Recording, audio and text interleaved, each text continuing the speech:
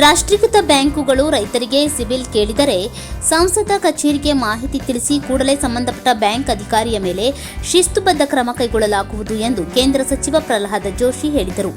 ನವಲಗುಂದ ಪಟ್ಟಣದ ರೈತ ಭವನದಲ್ಲಿ ಮಹದಾಯಿ ಹೋರಾಟಗಾರರ ಮನವಿ ಸ್ವೀಕರಿಸಿ ಮಾತನಾಡಿದ ಅವರು, ಹೆಸರು ಖರೀದಿ ಕೇಂದ್ರದಿಂದ ಗೋಡೌನ್ಗೆ ಬಂದ ಹೆಸರುಗಳನ್ನು ಪುನಃ ಪರಿಶೀಲಿಸಿ ಅದರಲ್ಲಿ ಗುಣಮಟ್ಟ ಹೊಂದಿದ ಕಾಳುಗಳನ್ನು ತೆಗೆದುಕೊಳ್ಳಲು ಆದೇಶ ಮಾಡಲಾಗಿದೆ. ಇದೇ ವೇಳೆ ರೈತರು ಮಹದಾಯಿ ಕಳಸಾ ಬಂಡೂರಿ ಯೋಜನೆ ಜಾರಿಗೆ ಬರುವಂತೆ ಮತ್ತು ವಿವಿಧ ಬೇಡಿಕೆಗಳ ಈಡೇರಿಕೆಗೆ ಒತ್ತಾಯಿಸಿ ಮನವಿ ಸಲ್ಲಿಸಿದರು. ಆನಂದ್ ಬೆಳಗಲ್, ಕರಾಳ ಸತ್ಯ ನ್ಯೂಸ್, ನವಲಗುಂದ.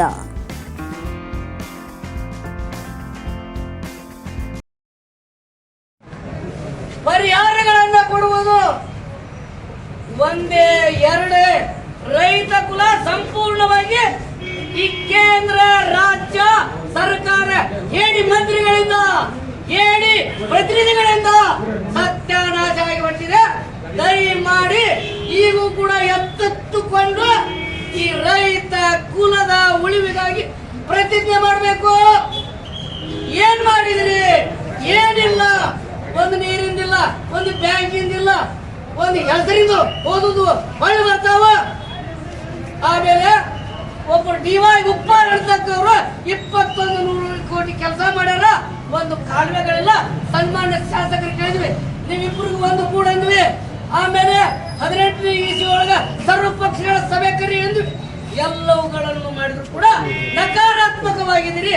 ನೀವು ಇದ್ದೇನು? ನಾವು ತಾಯಿ ಆಗ್ಬಿಡುದಿಲ್ಲ, ಹುಟ್ಟಿದ್ದೇನು? ಇಬ್ರು ಗೋವಾ ಸರ್ಕಾರದವ್ರು ಹೇಳ್ತಾರ, ಏನ್ ಹೇಳ್ತಾರ? ಇಬ್ರು ಎಂಪಿಗಳು ಫುಲ್ ಮ್ಯಾಗಿನ ಮಂಜು ನಮ್ಮ ತಾಯಿ ಎದ್ಯಾರ ಅಂತ ಹೇಳ್ತಾರ.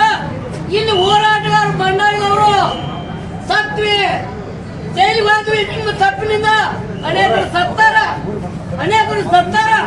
ದಯಮಾಡಿ ಈ ಎಲ್ಲ ವಿಷಯಗಳಿಗೆ ನಾವು